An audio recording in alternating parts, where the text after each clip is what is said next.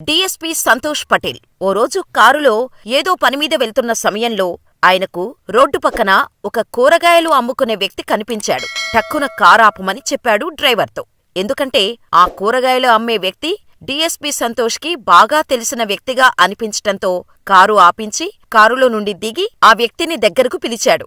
ఇక పోలీసారుని చూసి ఏకంగా డీఎస్పీ పిలుస్తున్నారని తెలిసి ఆ కూరగాయల వ్యాపారి కొంచెం భయంగానే సారంటూ నమస్తే పెడుతూ ముందుకు నడుస్తూ వచ్చాడు. కాని అతనికి కూడా ఎక్కడో కొంచెం తెలిసిన ముఖంలాగానే అనిపించింది సంతోషం చూడగానే. ఇక అది చూస్తున్న చుట్టుపక్కల షాపుల వాళ్ళు డీఎస్పీ కారు దిగటంతో అంతా ఆశ్చర్యంగా చూస్తున్నారు. అతనంటే పడని వాళ్ళు ఇక ఈరోజు వీడి పని అయిపోయిందిరా అనుకుంటూ ఉన్నారు. ఇక కారు దగ్గరికెళ్ళి నమస్తే సార్ అని చెప్పాడా కూరగాయలు అమ్మే వ్యక్తి. దాంతో డీఎస్పీ సంతోష్ కూడా నమస్తే అని చెప్పి నీ పేరేంటి అని అడిగాడు. దాంతో సల్మాన్ సార్ అని చెప్పాడా కూరగాయలు అమ్మే వ్యక్తి.